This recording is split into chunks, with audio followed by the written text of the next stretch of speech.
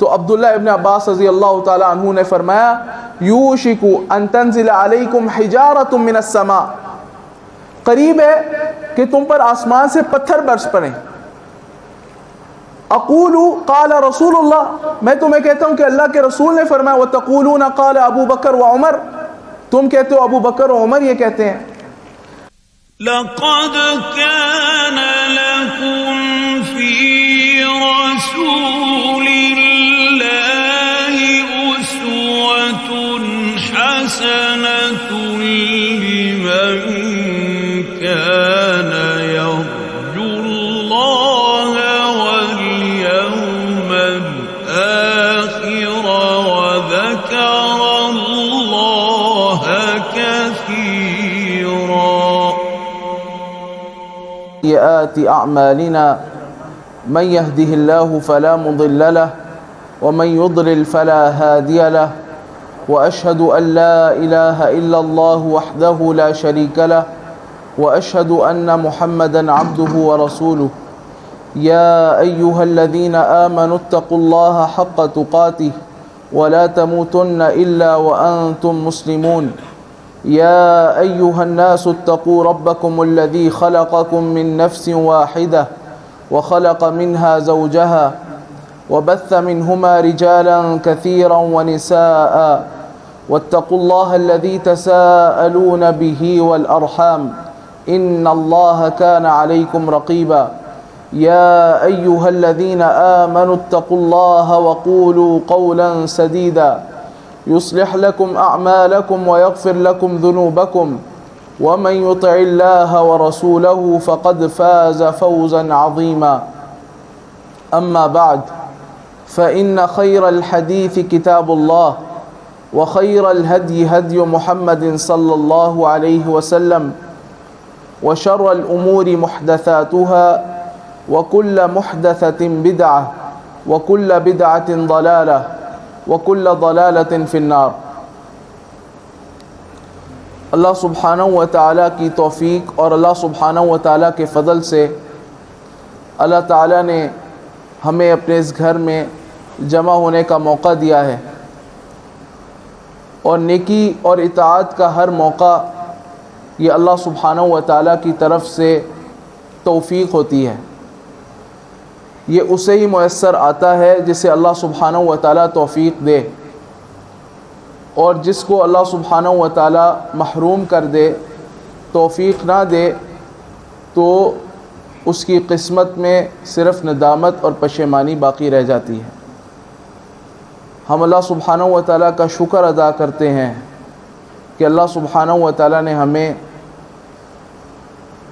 نبی کریم صلی اللہ علیہ وسلم کی سیرت، آپ کی حیات طیبہ کو سیکھنے اور سمجھنے کے لیے یہاں پر جمع کیا ہے۔ الحمدللہ علی ذالک۔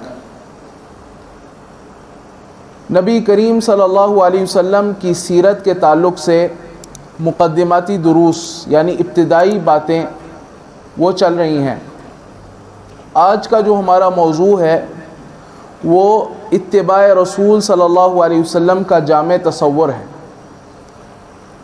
ایک درس کے اندر اس کو مکمل طور پر بیان کرنا یہ ناممکن ہے، محال ہے، تو انشاءاللہ کچھ دروس کے اندر اس کو بیان کیا جائے گا، اور یہ انتہائی اہم موضوع ہے، انتہائی اہم موضوع ہے۔ اللہ سبحانہ و تعالیٰ نے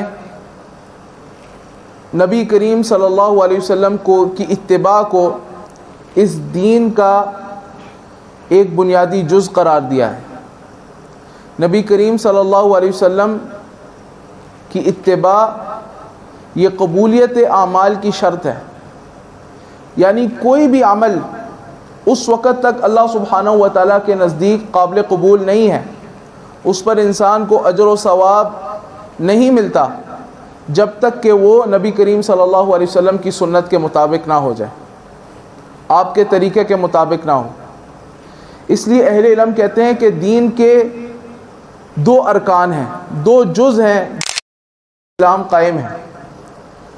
ایک ہے الاخلاص للمعبود، اللہ تعالیٰ کے لیے اخلاص، یعنی انسان کا عمل جب وہ عمل کرے تو خالص اللہ تعالیٰ کے لیے ہو. اور دوسرا جز، دوسری بنیاد، دوسرا اصول دین کا وہ ہے نبی کریم صلی اللہ علیہ وسلم کی اتباع. یہ دو بنیادیں ہیں جن پر پورا دین اسلام قائم ہے.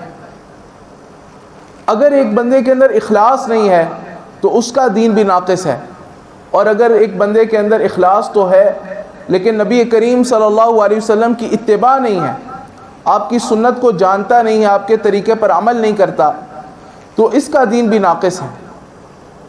یہ دونوں ملے، یعنی اخلاص بھی ہو عبادت کے اندر، محض اللہ سبحانہ و تعالیٰ کی رضا مقصود ہو، اور پھر عبادت نبی کریم صلی اللہ علیہ وسلم کے طریقے، آپ کے اسوہ حسنہ کے مطابق ہو، تو وہ قابل قبول ہے. مثلا نماز میں اگر بندہ مخلص ہے لیکن نماز کا طریقہ محمدی نہیں ہے، نبی علیہ الصلاۃ والسلام کا طریقہ نہیں ہے، حج و عمرے کا طریقہ نبی علیہ الصلاۃ والسلام کا نہیں ہے، دعا کا طریقہ اگر نبی علیہ الصلاۃ والسلام کا نہیں ہے، اگرچہ وہ مخلص ہے تو اس کی عبادت مقبول نہیں ہے اللہ تعالیٰ کے ہاں. اسی لیے علماء کہتے ہیں کہ دو احادیث ایسی ہیں نبی کریم صلی اللہ علیہ وسلم کی کہ پورا دین اسلام ان پر قائم ہے.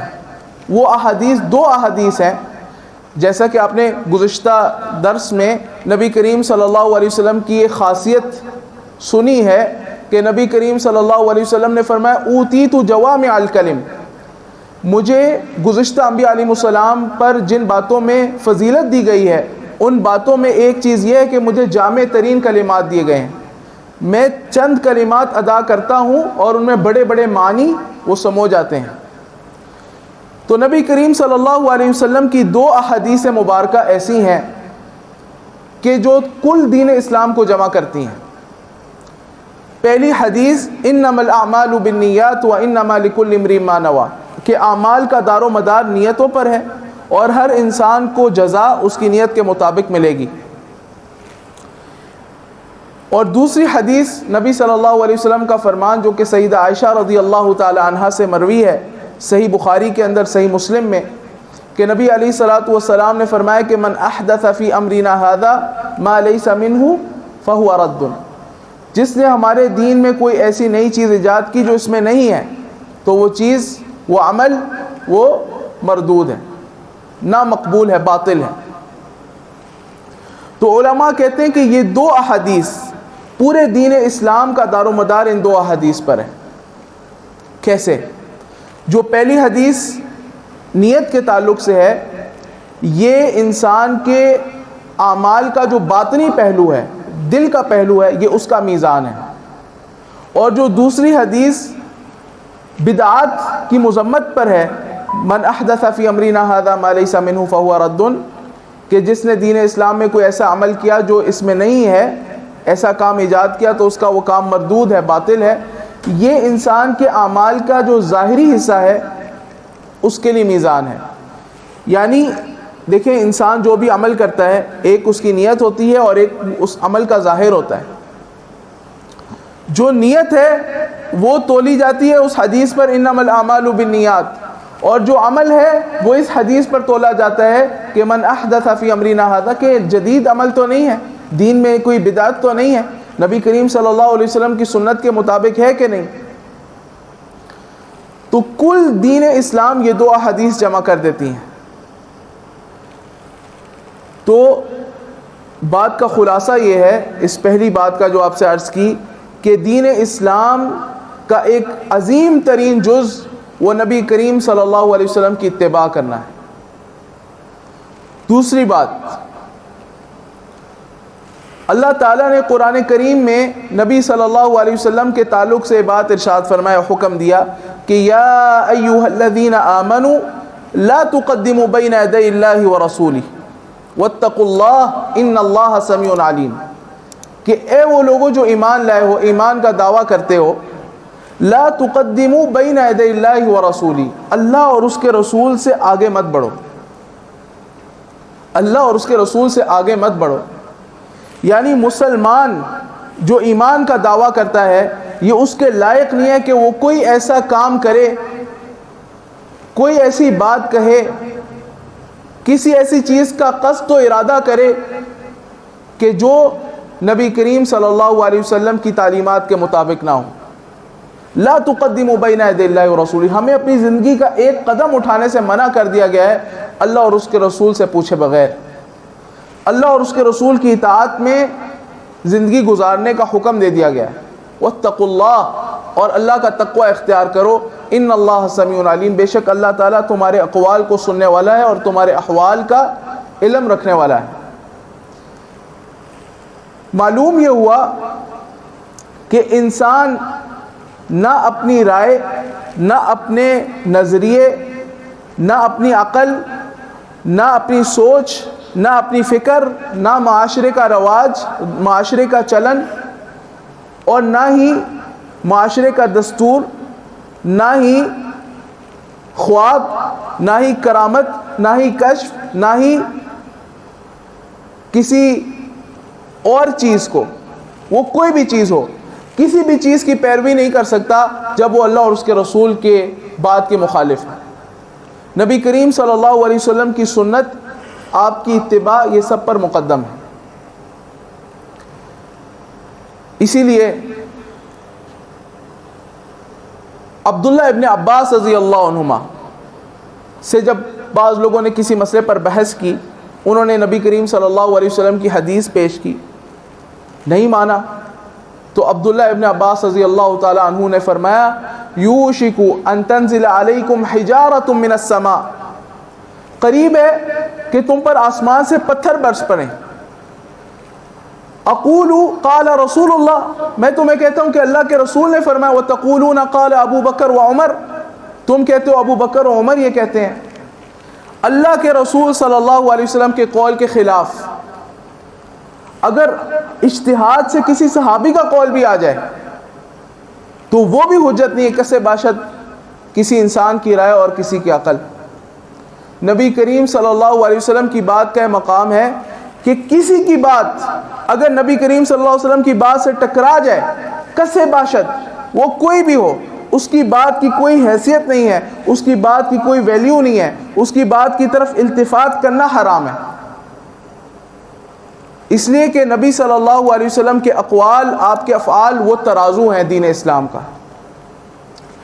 دوسروں کی باتیں، امتیوں کی باتیں، امتیوں کے اقوال و افعال، وہ اس ترازو پر تولے جائیں گے. اگر نبی کریم صلی اللہ علیہ وسلم کے اقوال آپ کے افعال کے موافق ہوں گے تو مقبول ہیں، اگر موافق نہیں ہوں گے، مخالف ہوں گے تو مردود ہیں، کسے باشد وہ کوئی بھی ہو.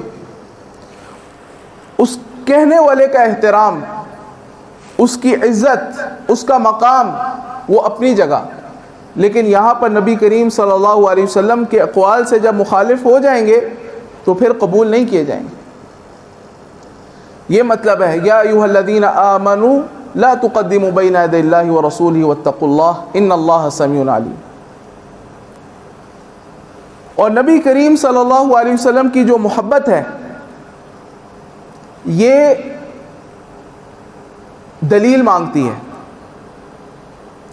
جیسے عربی شعر ہے نا، کل یدعی وصلا بلیلا ولیلا لا تقر بذاک، ہر کوئی یہ کہتا ہے کہ میرا لیلا سے تعلق ہے، ہر کوئی دعویٰ کرتا ہے کہ لیلا سے میرا تعلق ہے، لیکن لیلا کسی کے لیے اقرار نہیں کرتی کہ ہاں اس کا میرا سے تعلق ہے. دعویٰ دلیل کا محتاج ہے. نبی کریم صلی اللہ علیہ وسلم کی اتباع کا دعویٰ کرنا، آپ کی محبت کا دعویٰ کرنا کہ انی احب رسول اللہ، مجھے اللہ کے رسول سے محبت ہے، یہ دعویٰ آسان ہے. لیکن دلیل کے بغیر یہ دعویٰ غیر مقبول ہے، باطل ہے. اس کی دلیل کیا ہے؟ نبی کریم صلی اللہ علیہ وسلم کی اتباع، کہ انسان نبی کریم صلی اللہ علیہ وسلم کی پیروی کرتا بھی ہے کہ نہیں کرتا، یہ دلیل ہے. اسی لیے اہل علم نے قرآن کریم کی ایک آیت ہے، اس کو کہا آیت المحنہ، یہ امتحان کی آیت ہے. کیا آیت ہے وہ؟ اللہ تعالیٰ نے فرمایا قل ان کنتم تحبون اللہ فاتبعونی یحببکم اللہ ویغفر لکم ذنوبکم واللہ غفور الرحیم. اے نبی صلی اللہ علیہ وسلم آپ ان سے کہہ دیں کہ اگر تم واقعتاً اللہ تعالیٰ سے محبت کرتے ہو فاتبعونی تو میری اتباع کرو، میری پیروی کرو، یحببکم اللہ اللہ تعالیٰ بھی تم سے محبت کرے گا، ویغفر لکم ذنوبکم اور تمہارے گناہوں کو بخش دے گا، واللہ غفور الرحیم۔ تو نبی کریم صلی اللہ علیہ وسلم کی اتباع، نبی کریم صلی اللہ علیہ وسلم کی اتباع یہ اللہ سبحانہ و تعالیٰ سے محبت کی دلیل ہے۔ دیکھیں کوئی دعویٰ دلیل کے بغیر مقبول نہیں ہے، کوئی دعویٰ دلیل کے بغیر مقبول نہیں ہوتا۔ آپ کو آ کر کوئی کہہ دے کہ آپ نے میرے پیسے دینے ہیں تو آپ مان جائیں گے؟ صرف اس کے کہہ دینے سے نہیں مانیں گے نا، آپ کہیں گے کیا ثبوت ہے کہ میں نے تمہارے پیسے دینے ہیں، کیا دلیل ہے تمہارے پاس؟ وہ کوئی دلیل پیش کر دے گا، کوئی ثبوت دے دے گا تو پھر آپ کو دینے پڑیں گے۔ تو دعویٰ کوئی بھی ہو دلیل کے بغیر مقبول نہیں ہوتا۔ تو یہ کہنا کہ مجھے اللہ سے محبت ہے، یہ تو ہر کوئی کہتے ہیں، تو یہودی بھی کہتے تھے، وہ کہتے تھے نحن ابناء اللہ واحباؤ، ہم اللہ کے بیٹے ہیں، واحباؤ اور اللہ کے محبوب چہیتے ہیں، یہ تو یہودی بھی دعویٰ کرتے تھے۔ اللہ سے محبت کا، نبی کریم صلی اللہ علیہ وسلم سے محبت کا کون دعویٰ نہیں کرتا؟ لیکن اس کی دلیل کیا ہے، اس کا ثبوت کیا ہے؟ وہ نبی کریم صلی اللہ علیہ وسلم کی اتباع ہے۔ ہم کتنی نبی کریم صلی اللہ علیہ وسلم کی اتباع کرتے ہیں؟ ہمارا کیا عقیدہ نبی کریم صلی اللہ علیہ وسلم کے عقیدے کے مطابق ہے؟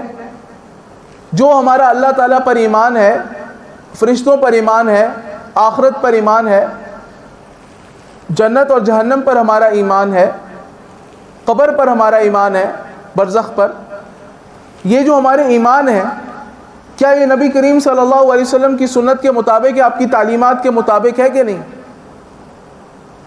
اگر ہے تو مبارک، اگر نہیں ہے تو پھر آپ نبی صلی اللہ علیہ وسلم کی اتباع نہیں کر رہے۔ ہمارا عمل صبح سے لے کے رات تک کیا نبی کریم صلی اللہ علیہ وسلم کے طریقے کے مطابق ہے؟ کتنے لوگ ہیں کہ فجر کی نماز باجماعت ادا کرتے ہیں؟ کتنے لوگ ہیں ان کو صبح و شام کے اذکار یاد ہیں، پڑھتے ہیں؟ کتنے لوگ ہیں کہ ان کا اخلاق نبی کریم صلی اللہ علیہ وسلم کے اخلاق کے مطابق ہے؟ کتنے لوگ ہیں دیکھیں، جائزہ لیں کہ نمازوں کی پابندی کرتے ہیں مسجد میں، خواتین گھروں میں نمازوں کی پابندی کرتی ہیں یا نہیں کرتی؟ ستر و حجاب کے احکامات پورے ہیں یا نہیں پورے؟ اسی طرح نبی کریم صلی اللہ علیہ وسلم کی زندگی کے تمام شعبوں کے متعلق جو تعلیمات ہیں، لباس کے متعلق، کھانے پینے کے متعلق، اٹھنے بیٹھنے ملنے جلنے کے متعلق، نبی کریم صلی اللہ علیہ وسلم کی حتیٰ کہ کاروبار کے متعلق نبی کریم صلی اللہ علیہ وسلم کی جو تعلیمات ہیں، ہم ان میں آپ صلی اللہ علیہ وسلم کی پیروی کر رہے ہیں یا نہیں کر رہے؟ اس سے پتہ چلے گا یہ امتحان ہے۔ یہ اگر اتباع ہے تو دلیل ہے کہ ہم اللہ تعالیٰ سے محبت میں سچے ہیں، نبی کریم صلی اللہ علیہ وسلم سے محبت میں سچے ہیں۔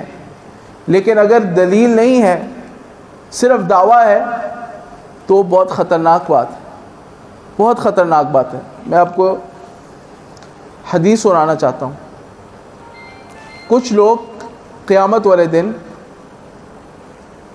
مسلمانوں کے گروہوں میں اٹھائے جائیں گے اور حوض کوثر پر نبی کریم صلی اللہ علیہ وسلم سے پانی پینے کے لیے آ رہے ہوں گے۔